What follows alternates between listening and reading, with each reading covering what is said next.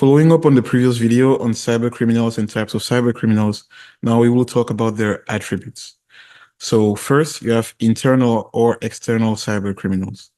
They can be internal to an organization, which means they're within the organization. These are employees, these are contractors. They usually have legitimate access into the facilities, and they are hard to identify.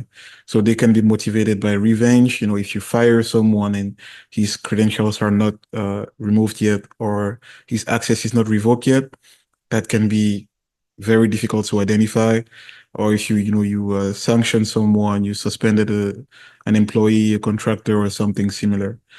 Cyber criminals can also be external to the organization, so outside of the organization, like activists, like nation states, like organized criminals.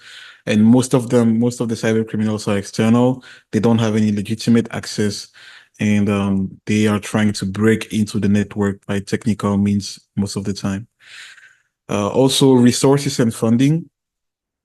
So in terms of resources, low resources includes unskilled attackers, also called script kiddies, and hacktivists. They usually have low resources, usually just a computer and an internet access, nothing much.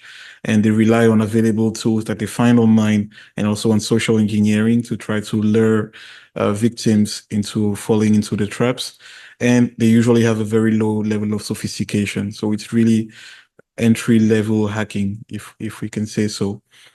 High resources, you have nation states, governments, they have, almost unlimited level of resources, and organized criminals as well have very high resources. They have a lot of complex and innovative techniques, especially governments. They have a lot of innovative and futuristic techniques and sophistication, and they have the ability to, they fight against other nations, not against basic individuals. So they can do so much damage.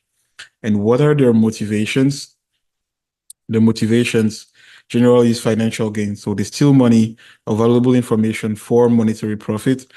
You have data exfiltration, so they try to extort information to an external destination. They try to, breach information to other websites.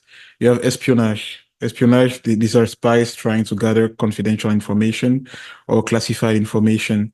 And it's very, you will see these a lot even in movies with the CIA, for example.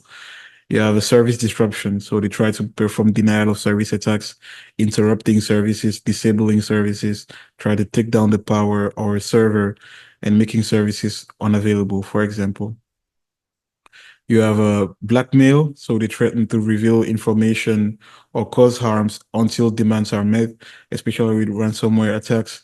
They encrypt every file on your devices until you pay a certain ransom. You have beliefs. They can be political beliefs, they can be religious, they can be social, ideological, and this is usually with activists. You have ethical. Ethical actions are driven by a sense of ethics or moral obligation. For example, you have whistleblowers who usually, threaten to leak information about unethical practices, or they identify and report security vulnerabilities. You have revenge. Revenge actions driven by personal grudges, by grievances. Here you have the insider attacks, insider cyber criminals, for example. You have disruption or chaos. So they try to cause disorder and instability. So they try to cause chaos, and this can lead to, mass movement and even worse. And you have war. So war, cyber activities are as part of broader military or geopolitical conflicts. These are, someone will hack into another country's systems and try to cause damage and then put it on another country, and it will generate so much more effects. So as a summary, based on what we talked in the current and the previous video, what are the different types of cyber criminals and how can we summarize that? So first you have hackers. They use their technical skills to access systems. You have white hat hackers, black hat hackers, and gray hat hackers. The white hat are the good ones. They work within the law. Black hat are the bad ones. They try to break into the systems. Gray hat are just in the middle. You have competitors. They perform their attacks for espionage, for intellectual property theft. You have script kiddies or unskilled attackers. They use pre-made code online to try to perform their own attacks. You have hacktivists. They can promote political causes, religious causes, social causes. You have organized criminals. Their main interest is financial motivation. They want to extract money from victims, individuals, or organizations. You have governments. Governments are focused on national security.